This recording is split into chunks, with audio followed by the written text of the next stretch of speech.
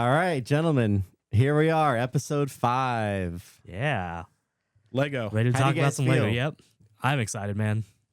I am excited as well. Yeah, this is you guys have much more of the knowledge base on this one than I do, and so it's kind of cool to be in the shoes of Michael, really, for the last few episodes. You guys have I'm exposed gonna learn more me to things. so much. It's unbelievable. You're welcome. We've only just begun, Michael. Yeah. So what's been going on? Nick, how's your trip?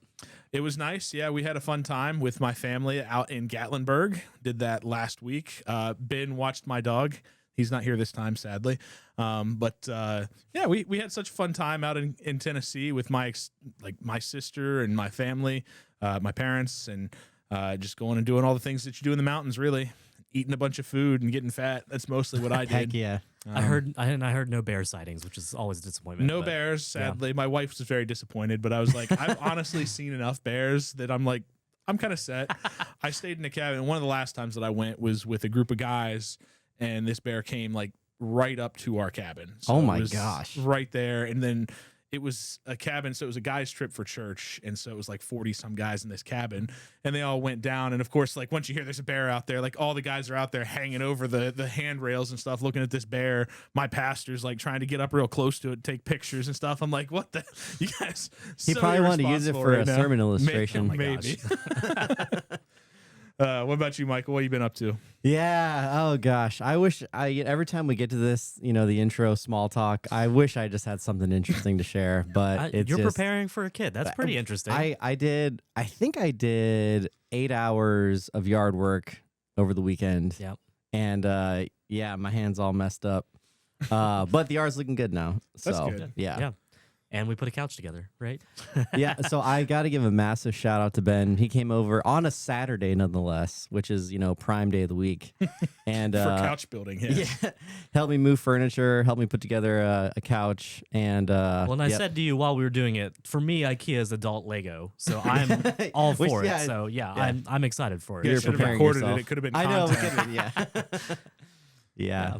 So what about you, Ben? What have you been up to? Biggest exciting thing this week I did is I went and saw the new Jurassic World, which Nice. I think I've talked to both of you about separately, but I really enjoyed it. Again, I'm big into the Jurassic series in general, and I know some people, they have things they don't like about it. And there's a couple of, I was talking to Nick the other day, I won't spoil anything right now, but about one of the tropes that they used several times. And I'm like, okay, once was fine, twice was like, okay, but then they used it a third time and was like, okay, we need to think of something a little bit more creative. But other than that, I really enjoyed it. It was fun. I know lots of people didn't like it, but I need to see it still. It's passed me by. It wasn't even on purpose. It's not like I'm choosing not to go watch it. Yeah. I just have not made an actual effort to go out and see that movie. So, Michael, if you're bored, we can go and watch Jurassic World. Sounds good. We'll go on a mandate. Yeah, exactly. No, I definitely do want to see it, though. What about you? You going to see it or no? Wait until it comes out on streaming? No, or? I'll go watch it. Yeah, you hit me up. All right. Well, I think we'll you do said this. you've only seen the first one and the first Chris Pratt one. Yeah. Yeah. Yep. That's all you've seen? I need more exposure. Really? Yeah. Wow. So you've seen like 2 out of the what is it? Seven 7? movies. Oh, yeah, Sorry. 7. Is Yeah. this 7? Yeah, it Yep, is this 7. was isn't it? Wow. 2 trilogies and then this one. Yeah. Well, we'll go do it because I think the last we saw Jurassic World together for right before your wedding, Nick. We did, So, yeah. That was my, I guess technically my bachelor party. Yeah. Right? Went and saw the midnight showing of Jurassic World, the first one, and back when people actually that was a thing. You went and you saw midnight showings, and I got to tell you right now, hot take of the podcast, I miss midnight showings of movies. Yeah, so everyone does. It's not an event anymore. No. It comes out Wednesday at 3. Yeah, it's no longer any fun. Like it used to be this big thing that you would go and do, and it was a big deal too. I mean, I remember I worked at a movie theater. I'm sure I've told you guys this before, but I worked midnight showings, and it was huge. I mean, thousands of people showing up, and every single one of our 17 screens showing the same movie. Yeah. Yep. That's It was cool. crazy. It was so much fun, and people I really people enjoyed dressed it. up in costumes Yeah. too. Especially I remember the Yeah. Harry Potter ones. It was so much fun. So yeah, we need to bring those back. Honestly, that would be so great. All right, to our 3 podcast listeners, sign our petition. We're bringing it back. Yes, I'm not sure what all that would entail, but anyways, we just need to get more studios, but this is what we're gonna do in cinemas. Yeah. okay. They yeah. want to do what's going to make them money, right? Yeah. And our listeners are going to bring that. All right, so Let's again, we already talked about Lego a little bit, so let's get ready to dive into today's episode. Sounds so, good. Michael, let's hit our intro. So if you're joining us for the first time, this is Fandom of Fandoms, where every week we talk about something different that we all love. We'll have guests on, we'll have experts, quote unquote, even self-appointed. But and that's what we're here to talk about today. Is Michael is our self-appointed Lego expert.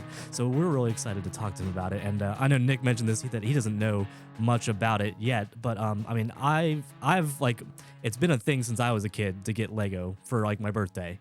And I will almost always, like, I'm buying them now, and we'll talk about that a little bit. But, like, yeah, I'm still buying Lego, and I don't care. Like, I love it. But, yeah, so, Nick, what's your exposure to it? For me, I'm even as a kid growing up, I didn't play with a ton of Lego. I had, like, the one random box of Lego that, you know, I'd get bin. into. Yeah, the bin of Lego parts that I'd occasionally dive into. It just wasn't the thing that I got into. Does anybody, either of you guys remember a thing called Connects? Oh, yeah. Yeah, you guys remember I think Connects? so, That was, vaguely. Yeah, that was if I was doing something like I didn't have near as much Lego, but I did have a decent amount of Connects, and those were things like I played with those, but definitely not even anywhere close to the I don't know, just the level of Lego and the fun that I think you can have with it. But yeah, lately, I don't know. I mean, so for the listeners that don't know, we've taken a trip together specifically to play with Lego. I think we talked about in our first episode where we went and saw a friend and did that. And that's been kind of fun, like spending time with you guys and getting to you. I am getting into it by the proxy, I guess. I'm enjoying the fact that you guys enjoy it so much, and then I'm kind of like, oh, that's a cool set. I'd like to have that. Like, it'd be kind of cool. So that's my background a little bit. Not a lot. You know, and I've participated in some of like the other parts of the IP that are not the actual building of the Lego bricks, the movies and games and such. So that's my background in it. Yeah, Right. very cool. Nice. Well, like I was saying, I'm still buying them. Yeah, I'm buying the quote unquote more adult display worthy ones right now, but I'm still enjoying the heck out of them. And Yeah, very cool. All right. So, Michael, why don't you get us started with like just a little background on Lego in general? I saw in your notes you put some extensive history in, so I'm looking forward to hearing really about looked this. into it a lot. Well, it's actually pretty cool because there's a Brickimentary out there. Okay. If any of you have heard of Tubi, you can get onto Tubi, watch for free. But basically, yeah, it's just the history of Lego and kind of throughout the year. So I gleaned a lot of information. Did you from that. watch that in preparation for this? Is that So I watched it for fun, like Of last course, year. Yeah, I don't doubt that. Yeah. And then I watched it again Nice. to prepare. So yes, I did.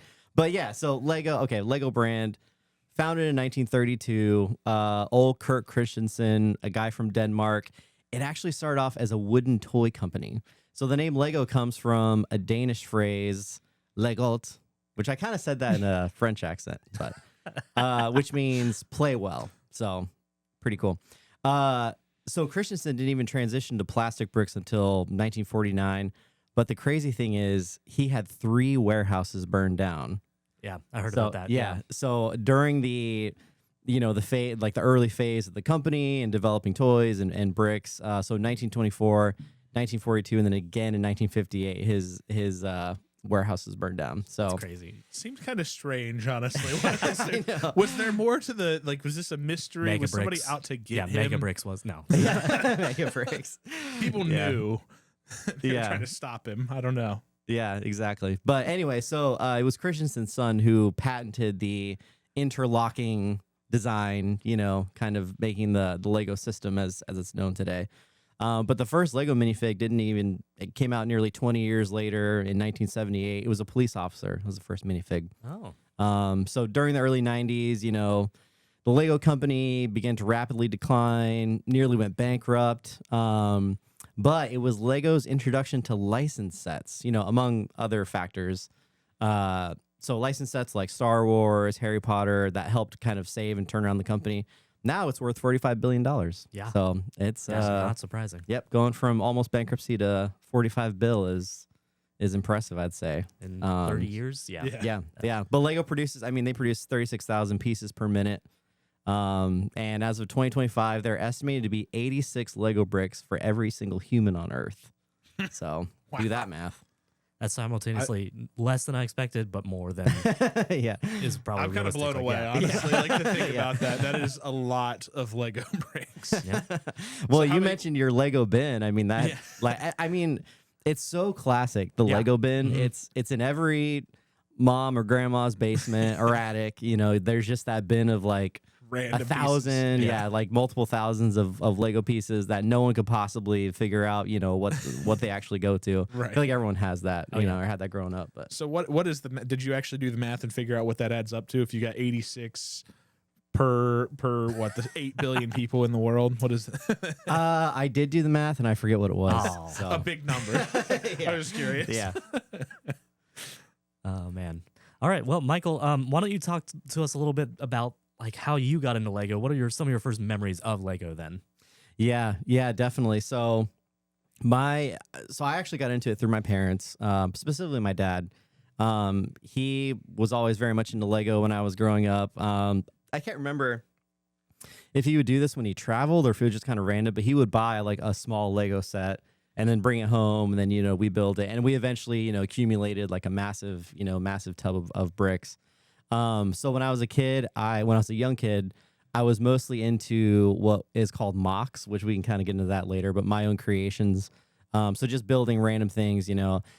I was in the Lego club throughout my whole childhood, and I would Yep. send in photos of Had the my magazine. And I hope you get in the magazine. Yeah, I Yes. did that too. Wait, Yeah, this there is was- a thing. Oh So yeah. there was a Lego magazine that you get once a month, and they would feature people's mocks, people's own creations, like from around the country and Canada, I think too. Yeah, it was a big thing as a And, kid. Yeah, like, Really? I remember like trying to like get in the magazine. Like, Yeah. This was sending a yeah, pictures. Lego magazine, like Oh, yeah. specifically. Oh yeah. That's all that was in it. It It was like was- featuring new sets, and you know, Okay.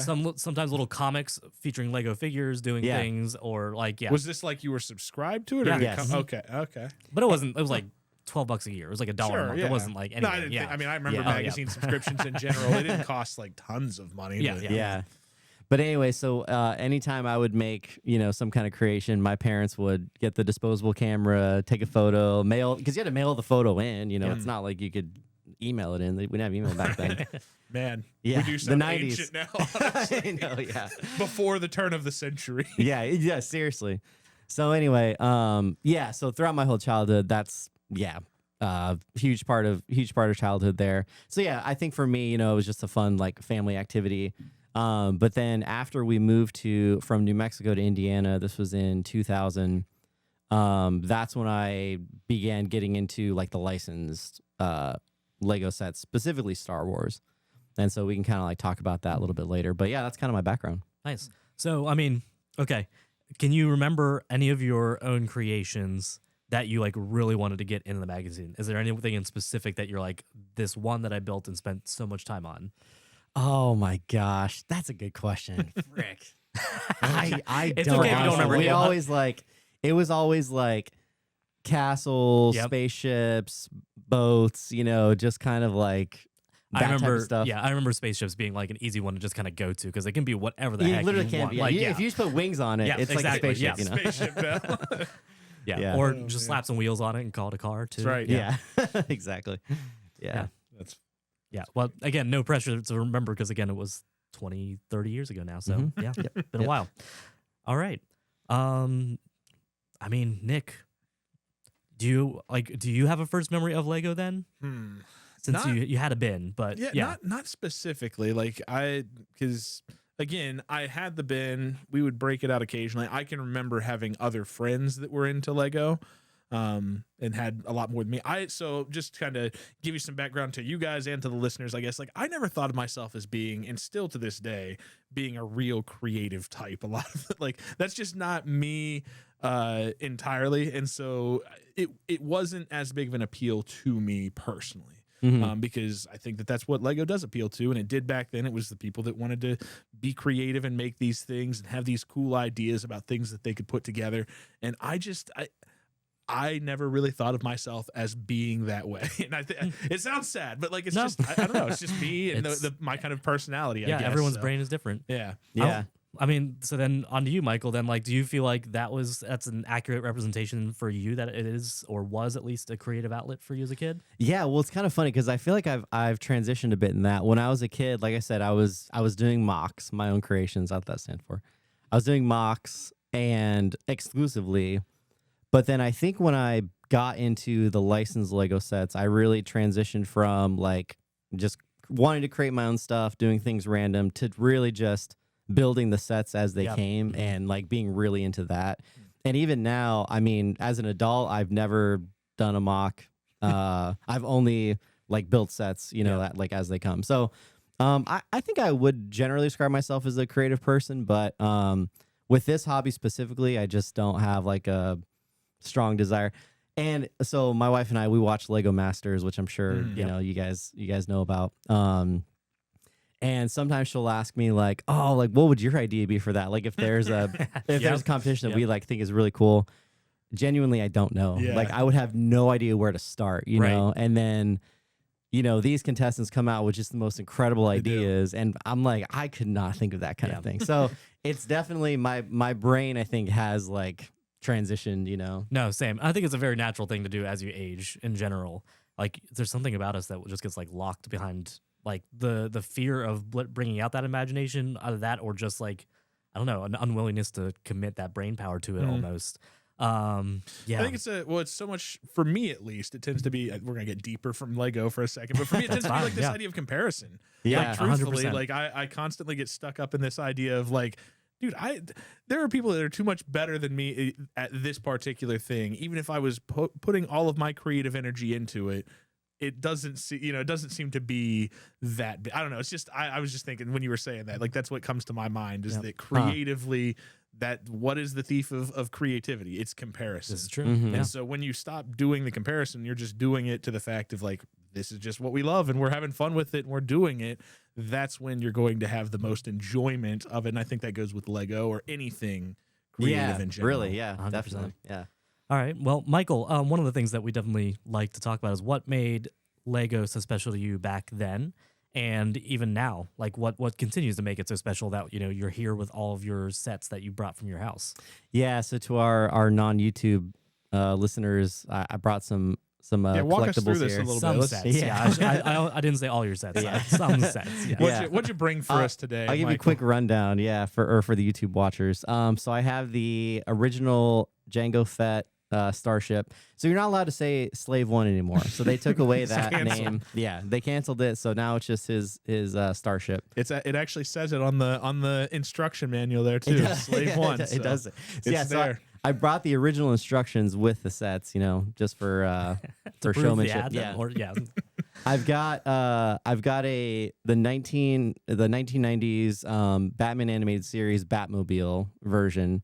And I brought this set because it's the set that I wanted most as a kid. Like I wish it existed when I was a kid. I mean, I would have just like loved it so much because I was into that show my whole childhood. Yes. It's one of my favorite shows.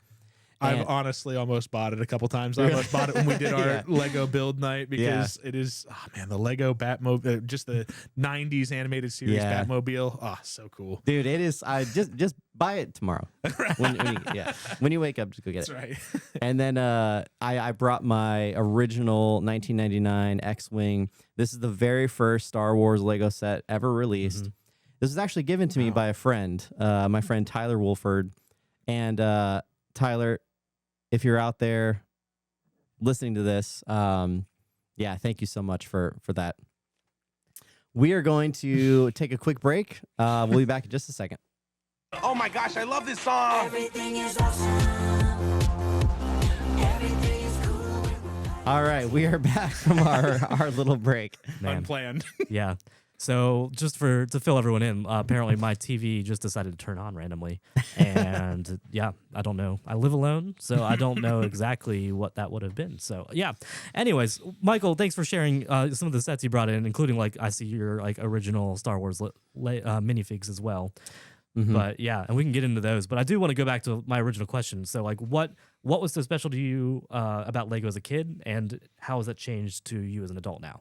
Yeah, definitely. So I think for me, I kind of mentioned earlier, it was a family activity. So I think like, bonding with my my dad, parents, siblings, just through that shared activity. That was like significant. I think that was just it's a fun childhood memory, that I kind of think back on, and just I think getting that magazine once a month was just like the most incredible high. It just like I just look forward to that all the time. So was everybody in your family into it, or was it mostly you? Or so family, if you're listening to this, please correct me if I'm wrong, but I think we were all into it. I'm pretty sure. And my sister Emily, even now, is still very much into Lego and Lego sets, and and her kids are super into it. So it's kind of being passed on through the generations. But I think what makes it special for me now, to answer the second part of your question, is I don't know. It does feel like a connection to my past and childhood, like a positive one. And so I think like maintaining that is just fun. Like it just having that positive connection just feels good, for me. And so like I said, we moved around a lot when I was a kid. And so I think for me, like Lego, having this hobby it was a great way for me to kind of like, I don't know, deal with some of that stuff, maybe in some sense. So positive connection to childhood. And then, just for me as an adult now, it's a very constructive hobby. It's something that I like to do. It's something with my hands that I'm doing. And there's like a, kind of a sense of creativity about it.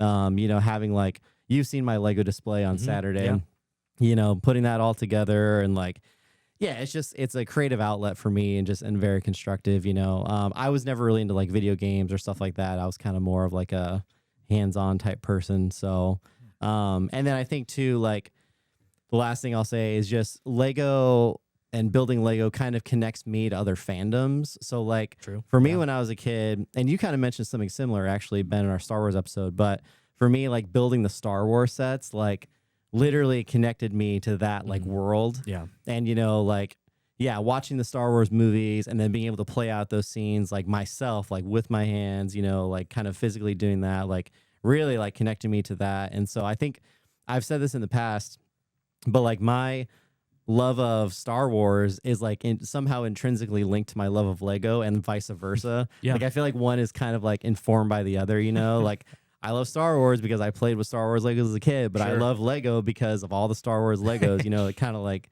goes back and forth. So I think that's my answer to your question. Awesome. Yeah, no, great answers, all of them.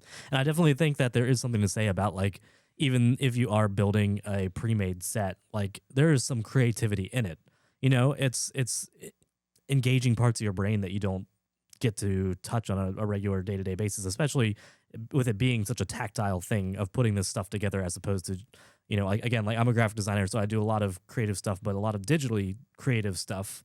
So like to be able to do something like physical that I don't always get to do, it does trigger something different. And, well, coming from an outsider's perspective, so to speak, I found, when I was building the sets and when the few that I've done so far, like there is a relaxing aspect to it too.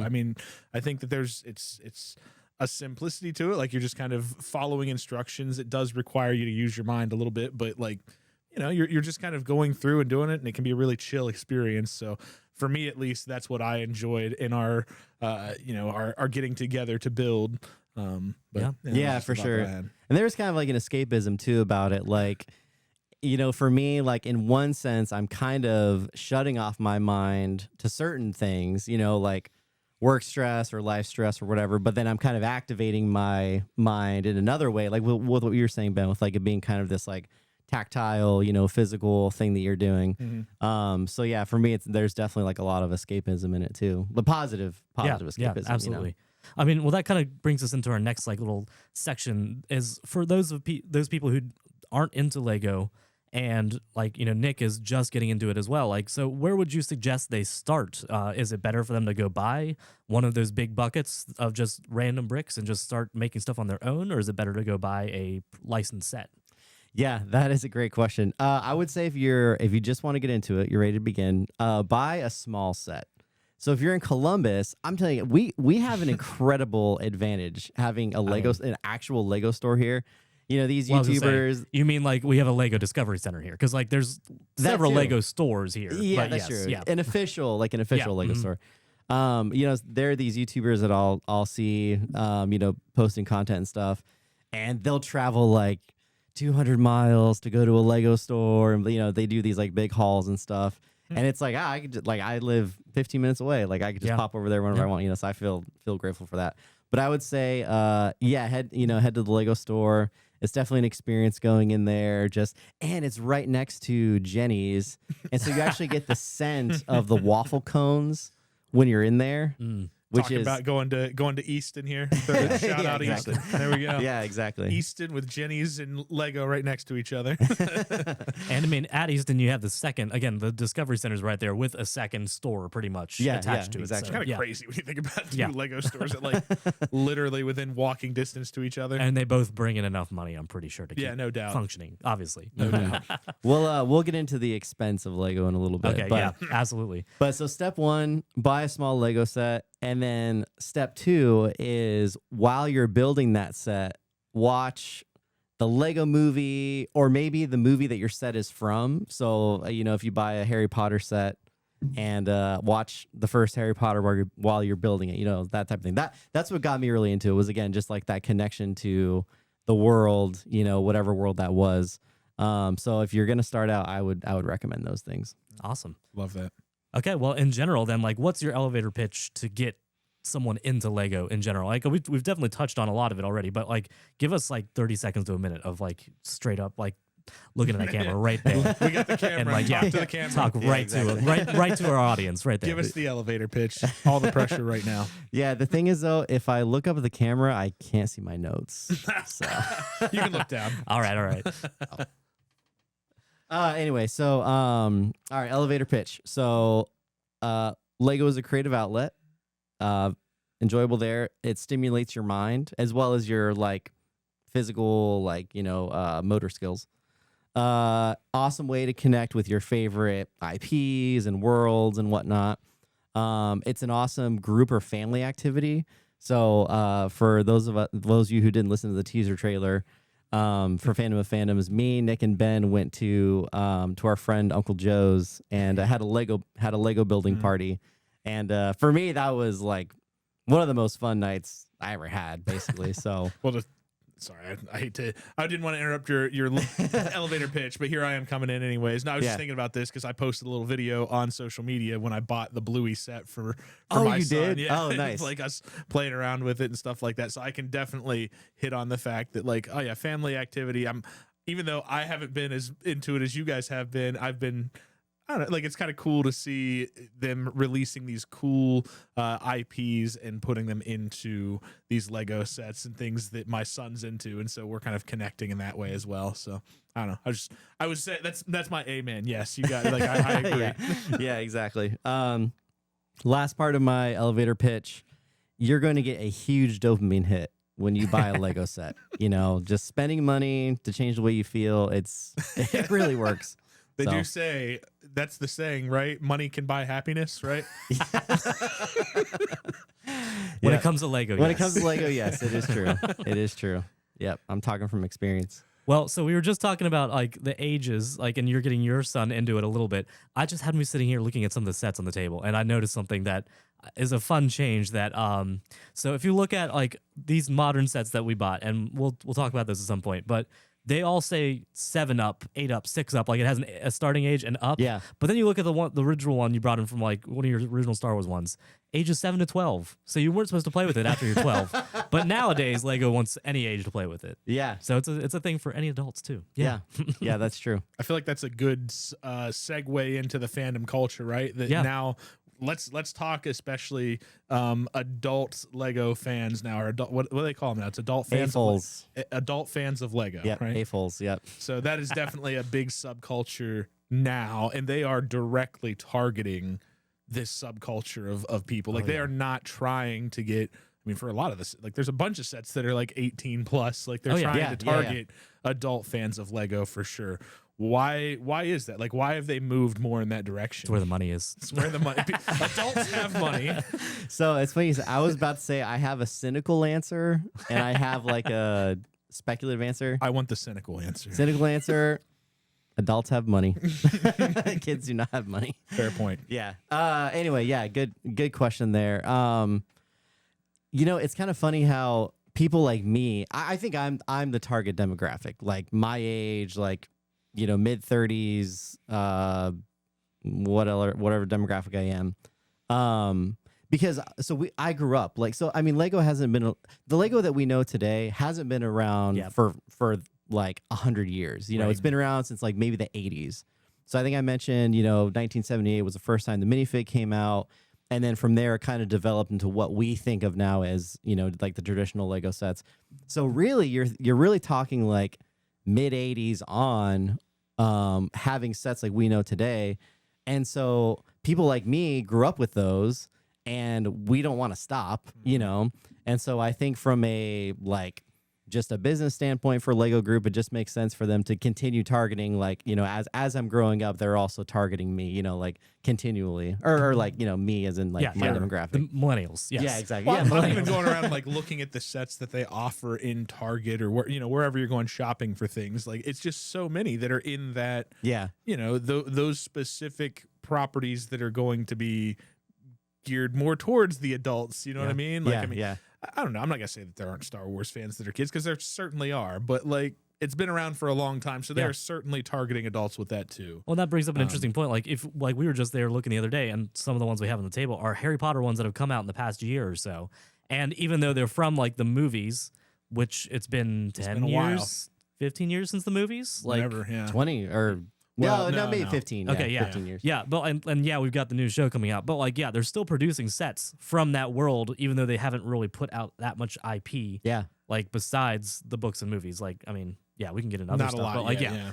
So there's definitely something to be said about definitely our demographic does seem to be the target for this sort of stuff, because it's that tie between nostalgia and adult jobs where we can actually pay for these things. Yeah, exactly. And I think too, I think what I was saying earlier too is the positive connection to your, childhood. I so like you said, the nostalgia factor is so strong. I mean, it's, so. Yeah.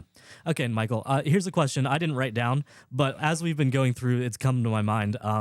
How much of a Lego purist are you in terms of nomenclature? Are you okay saying Legos? This is good, because this is a hot take for some people. Yeah, and I have been guilty of this as well, I will say. But go on. I do not say Legos. Yeah, that's correct. I say Lego brand, Lego bricks, yes. Lego sets. Yes. I have not said you do Legos. You do not have a bin of Legos. You have a bin of Lego bricks. Yes, exactly. Yep. I have not said Legos with an S in a couple years, maybe year and a half. I really got back into it a year and a half ago, probably. Would you correct somebody if they said Legos in front of you? I would actually, not. It's Lego. I would not. I am pretentious, and I don't mind coming off as pretentious, but it's just barely crosses the line, So, but I do not say Legos. I don't. Well, any other hot takes coming to mind when it comes to Lego right now? I myself don't have a ton. I'm pretty, middle of the road in terms of the fandom. There are some people out there, though, that believe that the original Lego themes, such as Castle, Space, Pirates, those represent the true Lego. And anything outside of that, you name it, Duplo, Bionicles, all the licensed stuff, that's not really what Lego is about. It really is about those core themes. The purists. Yeah. I mean, I can understand that to some point, because again, they weren't relying on other things that they're modeling things after. They're coming up with their own stuff essentially, which I can appreciate. And that goes just back to the mocks in general of just is it still creative to build something that someone else gives you the instructions for? It can be, but I think that some people are very much no, when they got into the IP stuff, it's just kind of they're not really putting as much effort, and it's not as creative as it used to be. But I think people they do get on that. And that's one of their points is the creativity side of it. They'll say that modern sets are. Yeah, they do take away the creativity from it. It's it's so the instruction manuals are so easy to follow, and it's just taken out. But again, for me, it's going back to what I was saying earlier, I've kind of transitioned from being that, imaginative, creative person, and also just the time commitment too. married, baby on the way, Mm-hmm. homeowner and stuff, like, yeah, there's a time factor of like I can't, sit down for 5 hours like in a week and, dedicate to some crazy mock. Like for me, like being able to just have the set from my favorite IP and build it, is much better for me. So anyway. So, do you have any favorite Lego creators out there? Because there are plenty of people who are out there making their own stuff. Do you have anyone out there that you follow closely and would recommend to our fans? I've got a few actually. Yeah. So YouTube. I'm not in their social media besides YouTube, so I'll say what's on YouTube.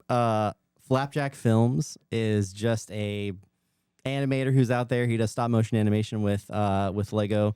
I thought at some point we could actually pause the podcast. You and I will watch like a short video and then we'll come back and I'll get your reactions to it. Great. But Flapjack Films, Go Chatter Studio is actually a nonprofit studio that's creating the entire Bible in Lego bricks and stories.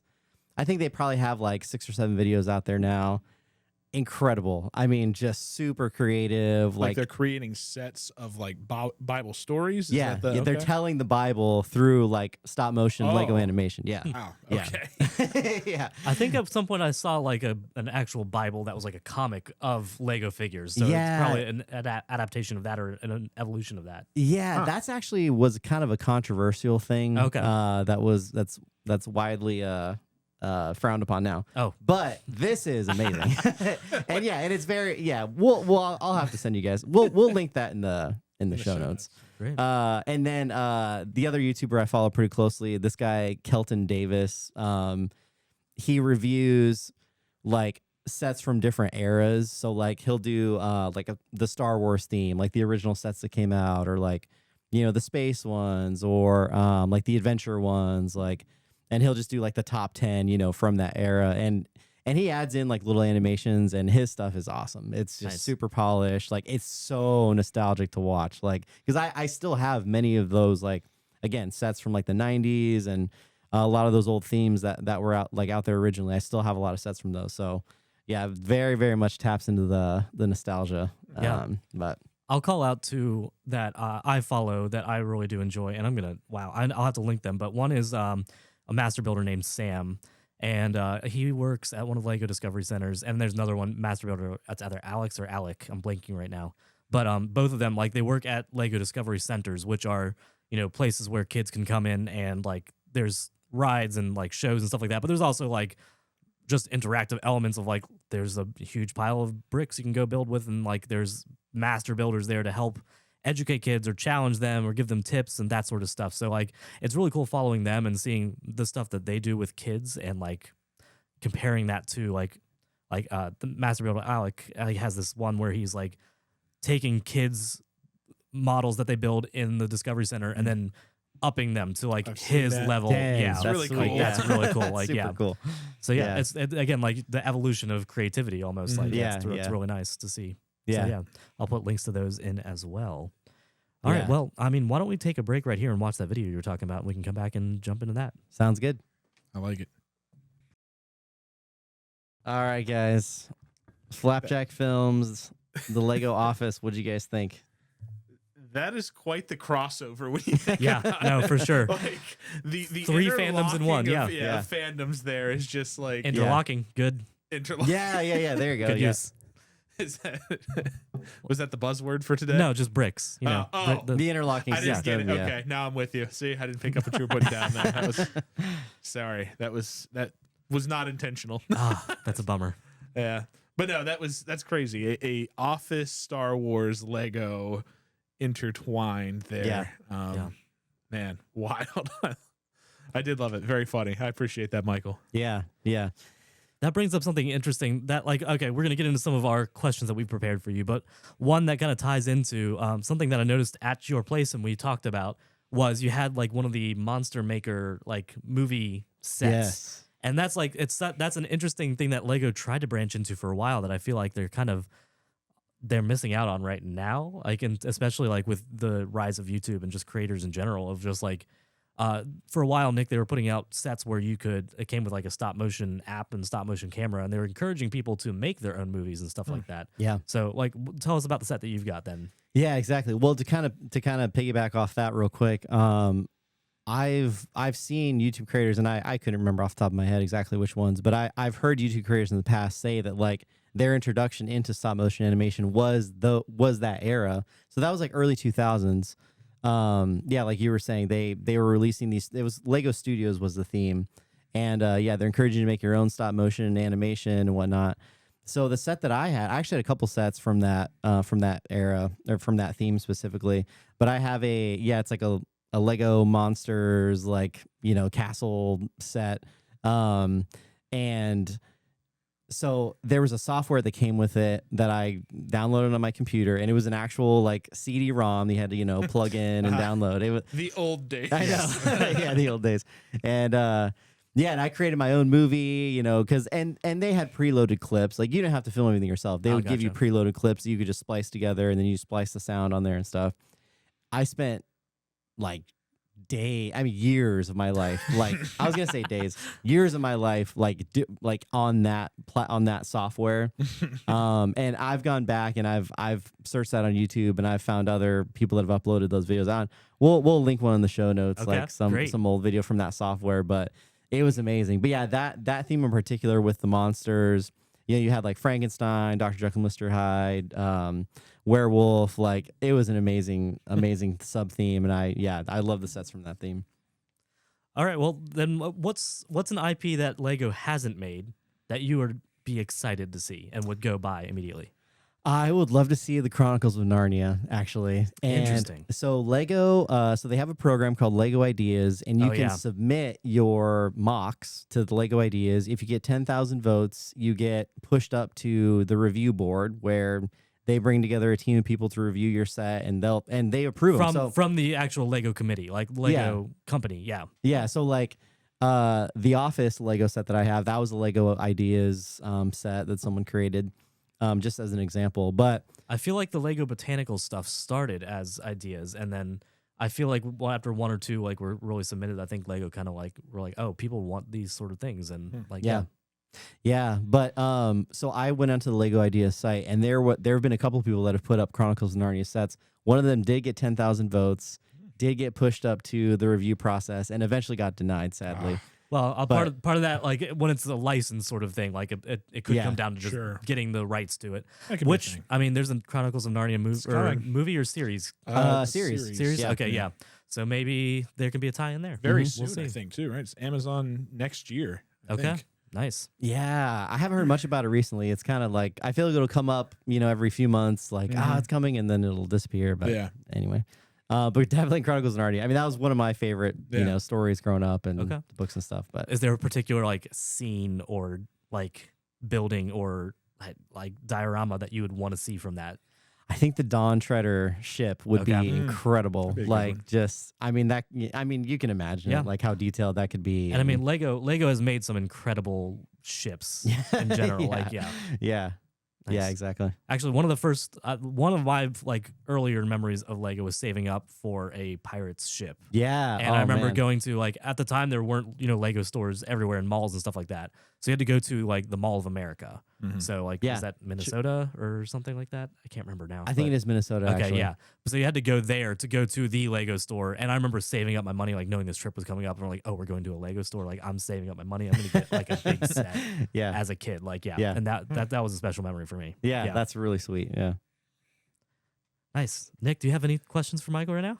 I do, but I think I'm gonna save at least. I'm gonna hold back a few of mine anyways, because we're gonna do a little build, maybe a post episode thing as well. So I'll hold some of mine back, but I will give you one.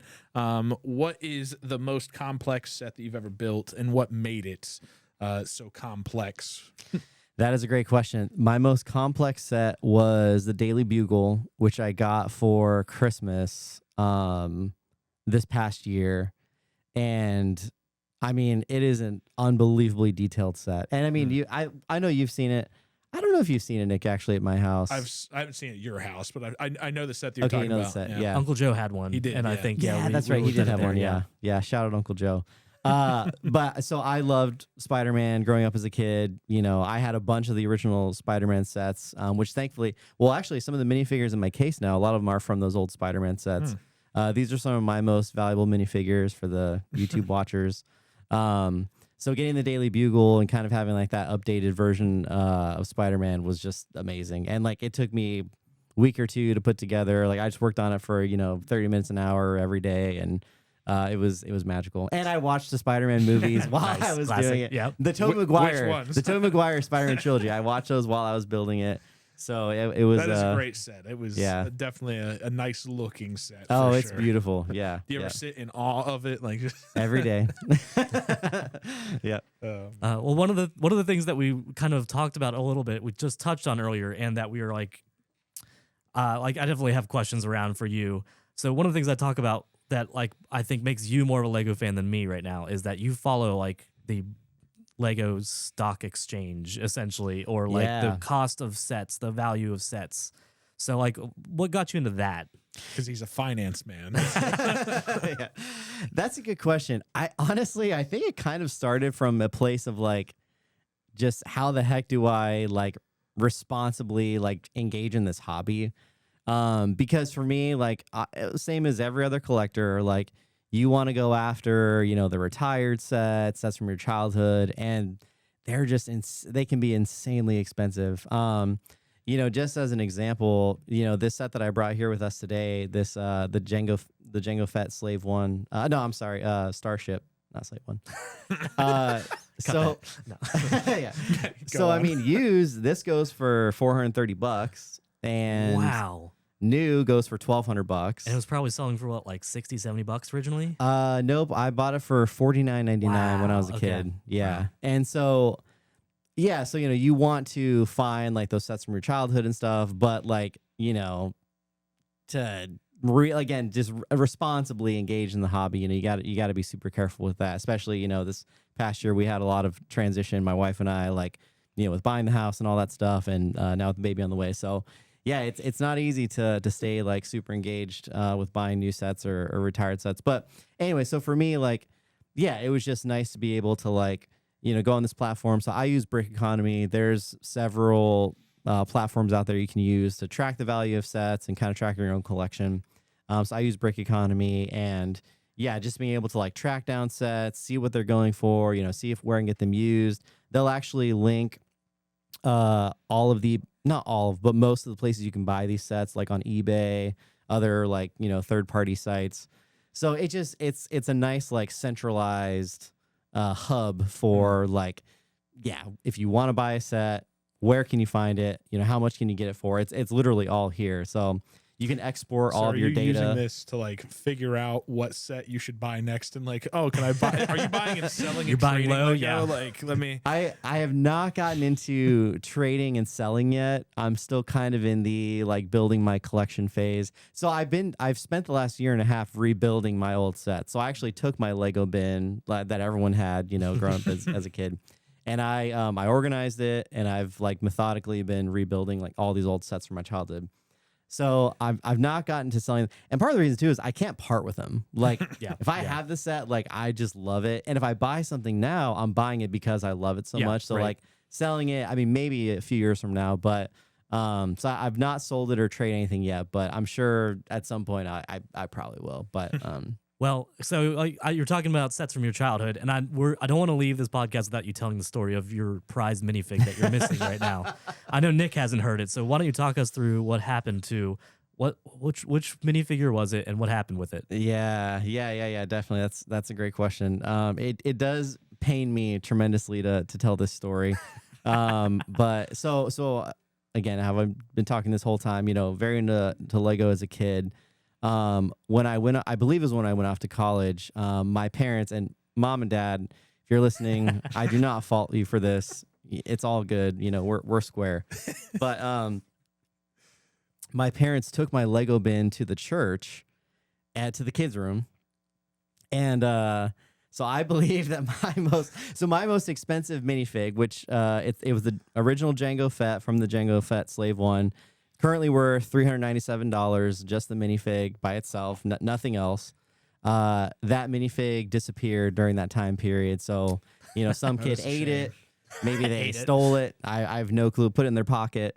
And so that's been pretty sad for me to So to deal listeners, with. if anybody has an original Django Fett, Yeah, so this is an incomplete set right now, then, it's right? incomplete. It is incomplete set. Now the good thing Okay. about like very old sets is even if they are complete, they'll still go for a Oh, good yeah, price. for sure. I found. So thankfully, I don't think I could sell it for its full value, but if I did want to sell it, I'd get a pretty good price out of it, just because it has so many unique parts that didn't come in any other sets. What would have to come along for you to be willing to part with your Slave One set there? Oh my gosh. Wow. That's You'd have to have like a difficult question. really good set that came out that would be like, oh yeah, I'd have to consider getting rid of it so I could go buy this new set that came out. No, I No? think I'd have to maybe like crash my car and like have to get a new car Be or down to just your last $300. yeah, some life catastrophe would I think would have to happen. Wow. Yeah, All right. even a brand new Lego set that I absolutely had to have, I don't think would make me sell it, because there are sets out there right now like the Avengers Tower, for example. Mhm. Like I think it's a $400 set. Like I would love to have that. Okay. I mean, it's just incredible. Like it would go perfectly with the Daily Bugle. But even something like that, like I don't think I could part ways. So yeah. There's a lot of sentimental value there. So I understand. Yeah. I And, get and it. my wife, she'll attest that I am a packer at. So it's tough for me to get rid of stuff. Awesome. So okay, I asked you this question often. I had my own White Whale Lego set that I was looking for, and then I ended up getting. But what's yours? Do you have one that's like a retired set that's like super rare that you're looking for, or like is it a childhood one that you're on the hunt for? What do you have? That's a super great question. I would say my White Whale, it's an X-Wing set. And I actually found it in a store out in Pataskala called Out of This World Collectibles. It's right down the road from me. It is. Yes, it is. I know. I think I passed your house when I was getting there. So you got it. I did not get it. It is Oh. very expensive. But it is the X-Wing fighter from 2004. It's the version that's from Star Wars Episode 4, Empire Strikes Back. It's when Luke Skywalker crashes in. Oh, 5. I'm sorry. 5. Oh wow. It's when Luke Skywalker crashes into Dagobah and he meets Yoda for the first time. And this set for me, I never had it as a kid. I never got the chance to buy it. But just very nostalgic. Obviously, Luke Skywalker is, as we talked about in our previous episode, my favorite Star Wars character. But this set has definitely eluded me. And but again, I found one. But the expense. Was it built or was it? No, it was brand new. Brand new inbox. Wow. Yep. So this set on average goes for $376, which for me right now is just cost Again, prohibitive. Sure. Kid on the way. It's hard to part with that kind of money. Yeah. Yeah, hard to justify. But I would say reasonably right now, that's my White Whale. I mean, you could say like some rare, crazy expensive set, but like in reality, like I someday could, could own this one. That's so. at least attainable. Yeah. Yeah. So if you bought it, again, new in box, would you build it? I would not build it at first. I think I would resist the temptation. So I have a new inbox, 1999 Star Wars Snowspeeder, which I have managed to resist building. That's crazy. To keep its value. I don't know how long much have you long. had that one? Like 2 weeks, I think. Oh. I bought it like 2 weeks ago. It's a recent. Oh, buy. No, actually, it's been like 3 weeks. Okay. All right. Fair enough. Fairly recent. I have resisted opening it. I mean, I want right now. I want to open it so badly, but I am resisting. To hold its value, and I think it'd be similar with the X-Wing. I think I would resist for as long as I could. I think I have Um, that set at home, but built from when it Really, came you out. do? Yeah. Wow. Okay. Amazing. Could ask my parents, and I could dig it up for you. That way, you could have a new one and an open. That would be incredible. Actually, thank you. Awesome. Okay. So we haven't even really touched on like some of the other. Nick mentioned them a little bit, like some of the other Lego media out there, or Lego media in general, instead of the sets themselves. Do you have a favorite like Lego movie, or like they've done a couple animated series as well, or game even? There is a correct answer to this question, Michael. Obviously. I think the correct answer is the Star Wars Lego game. Well, that's also good. Games wise, yes, but movie wise, there's a correct answer. Okay, so movie wise, for me, it is the Lego Movie, the original. That's not the right one. You're gonna say Lego Batman movie? Of course. Yeah, It's so good. I know. I do love the Lego Batman movie. It's Will Arnett. Believe me, he's incredible. Spectacular movie. Spectacular. But I think for me, so movie wise, the Lego Movie. I think because again, it's like the first one that came out. I don't know of any other movie of that scale that had ever been produced. I mean, let alone Lego. Let alone like just any creator. So that was pretty cool. And I think I played the sample earlier of our. Oh yeah, Michael's been so caught up on talking this time, he hasn't been working our soundboard. So I'm sorry. I've let people down. I sorry, should have he been the says. person that's there, like actually helping Michael out. But So this is a sample from the Lego Movie. Oh my gosh, I love this song. Everything is awesome. Everything is cool when we're part of a team. Everything is indeed awesome. for sure, Anyway, so Lego Movie, but then series Rebuild the Galaxy. So that Okay. came out. good. I think was that It was like a year I think ago, it's wasn't the it? end of Yeah. last year, or maybe like middle of last year. So Rebuild the Galaxy, retold Star Wars story, and it's just amazing. Super funny, has a ton of heart. The Lego sets that came out with it were like I bought a couple of them. They were great. Yeah, I want the had Dark Falcon on. Dude, the was gonna Dark say, yeah, you had Falcon is incredible. a like, white Darth Vader. Yeah, and, yeah. yeah. Cool. Nice. I think we're coming up here on the end of time here a little bit. We could go. Do we want to talk about what's next in Lego before we move on? So Oh, kinda yeah, bring good things question. to a close. Yeah, definitely. So next big thing in the fandom, I'm not 100% sure. So I myself would love to go to a BrickCon someday. So there are massive BrickCons out there. There's some smaller ones, but there's one like San Diego. I think there's a New York version, probably Chicago. So I hope someday to go to a BrickCon and actually see like these mocks because they do awards and some of the most like I've definitely seen pictures of like the Hogwarts castle, but to an extreme level where like they're building every single room and all these details. Yeah, and, like a things 10 like by that, 10 like- space of yeah. like just one mock, I think I can't remember if you sent us the video, if I sent you guys the video, but it was the Battle of Geonosis Star Wars Oh. mock.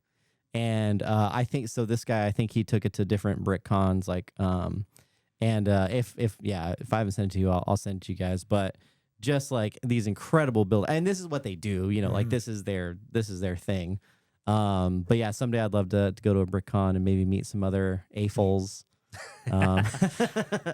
But Are there any upcoming sets that are on the horizon here that you really are hoping to pick up at some point?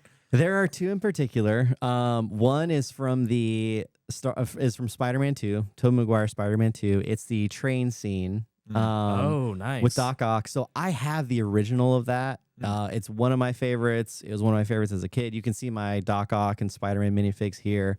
So they have not released a set from that era or even from that movie, especially since the early 2000s. So I think to get the updated version of that would be amazing.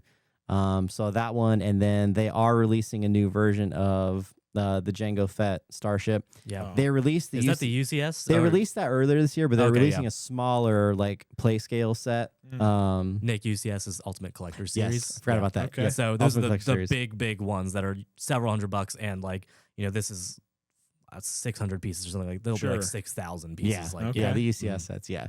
But they're releasing like a So it's gonna be smaller. massive. Is Yeah. the one that's coming out? No, Or no, the one that it's came not. out recently. The one that came out recently was the big Oh, one, the UCS one, and they're doing a smaller version. Probably that's- closer to this. But Yeah, Gotcha. probably about that Okay. size, and it's just Haven't there been? There's been a bunch of iterations of the Sure. Yeah. of there's this only Starship, right? there's only been two iterations of Jango Fett version, this one and the UCS set that just came out. Oh, okay. Now there have been many A couple Boba Fett ones. Yeah, Boba Fett ones. There's probably been five or six over the years. But to get the updated version, I have the original. To get the updated one would be pretty sweet. So I sent you guys one that's coming up. I found out it's coming out in September. the one? Batman Arkham Oh, Asylum yeah. one. That's gonna Did be you? crazy. I don't know if you sent that to me actually. He might have sent it to me. Oh, but did I yeah. just send it to you? Oh, well, You, anyway, yeah, you there's- guys talk without me.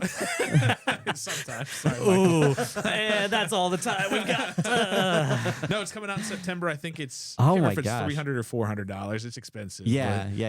It's. But I think it's like 16 minifigs. Yeah, I was gonna say it comes with Yeah. like all the villains. So, It, yeah, it does it'd be look nice. really cool. If I was going to buy a massive set, I would love it to be that one because it's pretty cool. Awesome. All right. Well, I mean, thanks, Michael, for sharing your passion for Legos for us. And like before we like close the episode, I'm excited that our next episode we're gonna have our first guest, Yes, which will be great. it's gonna be awesome. Michael, why don't you introduce who our guest is gonna be? Yeah. So our first like official guest, quote unquote, because we've been like the guests, you know, We have, so far. yeah. Is going to be my wife, Dana Grenier, and we're going to be talking about Harry Potter, the Harry Potter fandom. Yes. And she's super excited to come on. We'll bring some of our Harry Potter memorabilia. Maybe I'll bring another Lego set to show off. And yeah, we're really excited for that. It's going to be a lot of fun. Awesome. It's gonna be a good time. Yeah. So we hope that you'll join us next time. So why don't we? Well, yeah. Well, Nick? I had one more thing, just Oh, like, yeah, go ahead. housekeeping that I wanted to say. Like, if first of all, if you're not watching on YouTube, you're missing out because we got all these like cool things that we're trying to bring and like show off our nerdy collection of stuff. And I'm hoping to continue that as a trend with our guests too, like almost like a show and tell, if you will. Yeah. Give yeah. you something interesting to look at as we're talking. And then in addition to that, make sure you go and give us a subscription on YouTube. And we definitely would appreciate that. We want to hear more from you and be able to have the conversation in the community here. That's going to be a big thing where we're able to, I hope, do more shout outs and things like that on the show. And then in addition, I know that we're going to be planning to do a giveaway of some sort here pretty shortly. So be on the lookout for that on social media. And yeah, we've got pretty cool stuff coming up. We just got these awesome stickers. Yeah. So our Those are sweet. fan of stickers, those are pretty sweet.